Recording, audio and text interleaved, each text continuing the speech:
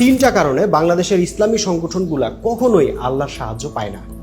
দেখেন, বাংলাদেশে ইসলাম প্রতিষ্ঠা করার জন্য কাজ করতেছে, অন্তত বলে যে আমরা ইসলাম প্রতিষ্ঠা করতে চাই, এরকম বহু সংগঠন, বহু দল কিন্তু কাজ করতেছে।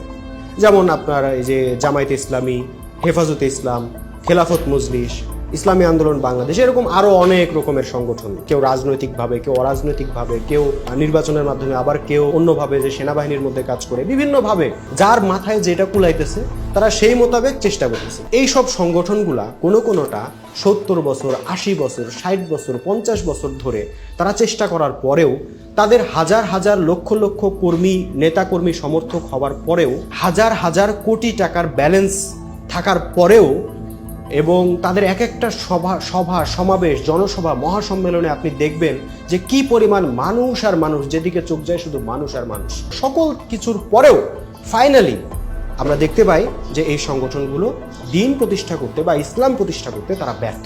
আসলে এর কারণ কি? এর কারণটা আমি খুবই সহজ ভাষায় যদি বলি, তাইলে আসলে দিন প্রতিষ্ঠা করার জন্য, ইসলাম প্রতিষ্ঠা করার জন্য যেটা মোস্ট ইম্পর্টেন্ট, যেটা লাগবেই, বাধ্যতামূলক, সেটা হচ্ছে আল্লাহর সাহায্য।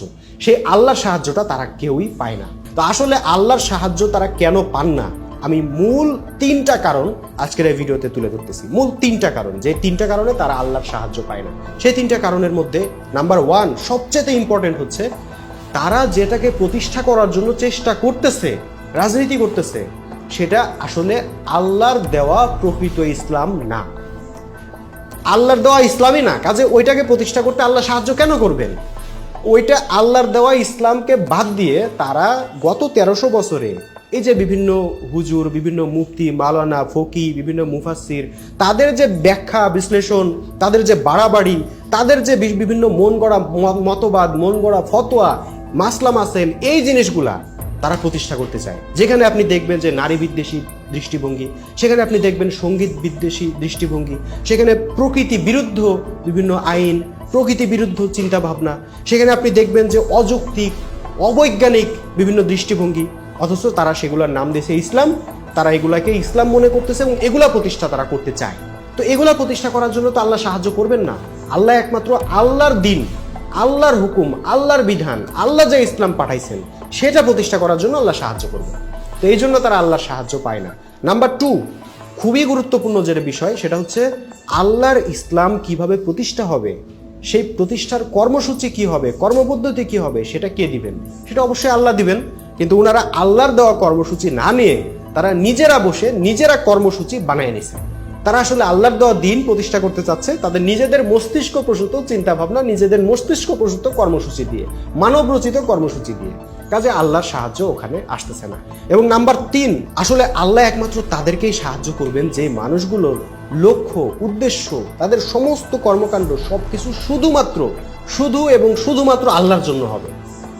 এখানে অন্য কোনো কিছু না, অন্য কোনো দুনিয়াবী স্বার্থ, কোনো অর্থনৈতিক স্বার্থ, কোনো রাজনৈতিক স্বার্থ, কোনো ক্ষমতা, কোনো চেয়ার, কোনো পদবি, কোনো টাকা পয়সা, কোনো সম্মান, অন্য কোনো কিছুর জন্য যারা এই চেষ্টাটা করবে বা যারা এই কর্মকাণ্ড করবে, যারা ইসলাম প্রতিষ্ঠার এই সংগঠনে যাবে, আসলে আল্লাহ সাহায্য করবেন না। আল্লাহ তো জানেন কার মনের ভিতরে কি, তার সুদূরের ভিতরে কি, তার মনের গহীনের ভিতরে কি, তার মধ্যে কি ধান্দা নিয়ে কে আছে, সেটা তো আল্লাহ জানেন। আল্লাহর সন্তুষ্টির জন্য যাদের কর্মকাণ্ড না হবে, যাদের কর্মকাণ্ডের পেছনে নিজেদের কোনো না কোনো স্বার্থ জড়িত থাকবে, তাদেরকে আল্লাহ সাহায্য করবেন না। একদম পরিষ্কার কথা। কাজে এই যে আমি যে 3টা কারণ বললাম, আমাদের বাংলাদেশের যে ইসলামী সংগঠনগুলো যারা এত বছর ধরে চেষ্টা করার পরেও দিন প্রতিষ্ঠা করতে পারে না, ইসলাম প্রতিষ্ঠা করতে পারে না, আল্লাহর পক্ষ থেকে কোনো সাহায্য তাদের জন্য আসে না, এর কারণ হচ্ছে তারা ওই যে 3টা জায়গায় ধরা। তারা আসলে আল্লাহর দেওয়া প্রকৃত ইসলাম প্রতিষ্ঠা করতে যাচ্ছে না, তারা মানুষের মন গড়া বিভিন্ন ফতোয়াকে তারা প্রতিষ্ঠা করতে যাচ্ছে, সেখানে আল্লাহ সাহায্য করতেছেন না। দ্বিতীয়ত, যে প্রক্রিয়ায় তারা চেষ্টা করতেছে সেটা আল্লাহর দেওয়া প্রক্রিয়া, আল্লাহর দেওয়া কর্মসূচি না।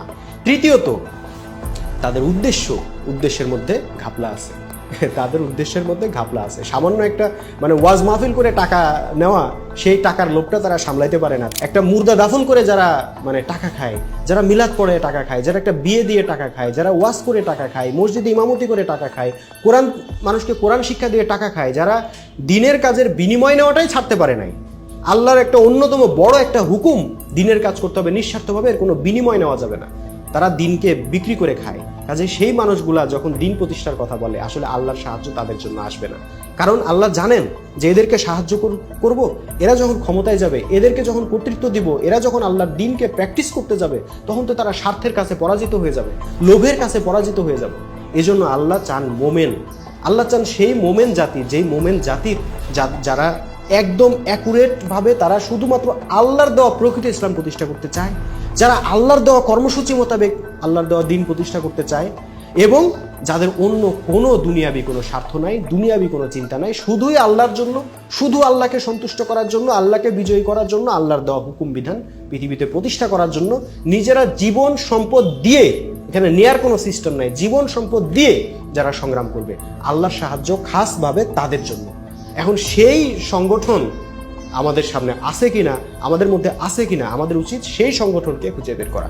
সংখ্যা বা লেবাস বা টাকা বা অন্য কোনো প্রভাব, প্রতিপত্তি, ক্ষমতা, এগুলা দেখে বিভ্রান্ত হওয়ার কোনোই কারণ নেই। কারণ আল্লাহ এগুলা দেখেন না। আল্লাহ যদি এগুলা দেখতেন তাহলে এই যে এক একটা সংগঠন, এক একটা মানে তারা যখন বড় বড় সমাবেশ করে, মহাসম্মেলন করে, দাঁড়ানোর জায়গা পাওয়া যায় না, হাজার হাজার লক্ষ লক্ষ মানুষ। ভাই লক্ষ লক্ষ মানুষ লাগছে আল্লাহ রসুল যে দিন প্রতিষ্ঠা করছেন, লক্ষ লক্ষ মানুষ লাগছে, কোটি কোটি মানুষ লাগছে, আচ্ছা হাজার হাজার মানুষ লাগছে। আল্লাহ রসুল ওনার লাইফে প্রথম যে যুদ্ধে রণাঙ্গনে যিনি যে দাঁড়াইলেন, যে ওই যুদ্ধে যদি পরাজিত হইতেন তাহলে ইসলামের নামগন্ধ পৃথিবীতে থাকতো না। সে বদরের প্রান্তরে আল্লাহ রসুল যে দাঁড়াইলেন 13 বছরের সংগ্রাম করার পরে, 13 বছরের সাধনার পরে, 13 বছরের নির্যাতন, জুলুম নির্যাতন সহ্য করার পরে ওনার সঙ্গী সাথী কতজন ছিল সেখানে? মাত্র 313 জন।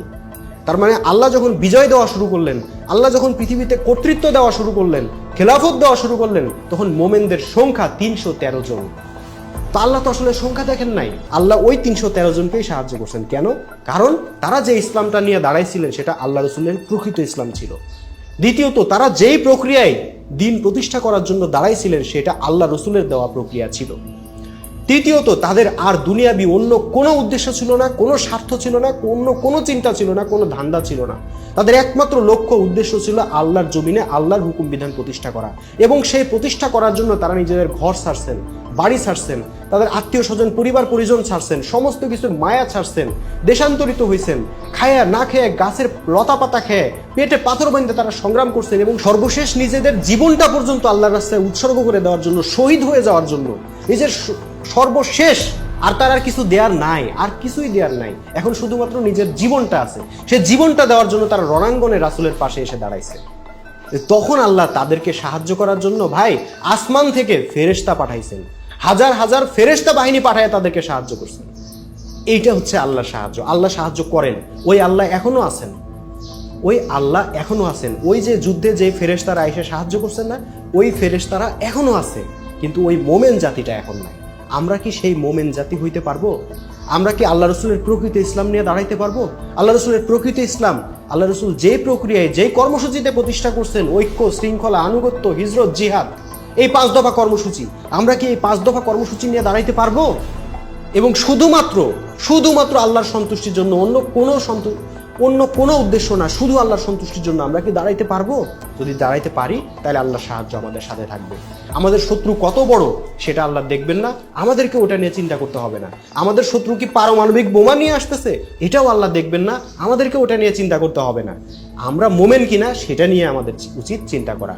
আর নইলে এভাবে আমাদের দিন চলতেই থাকবে।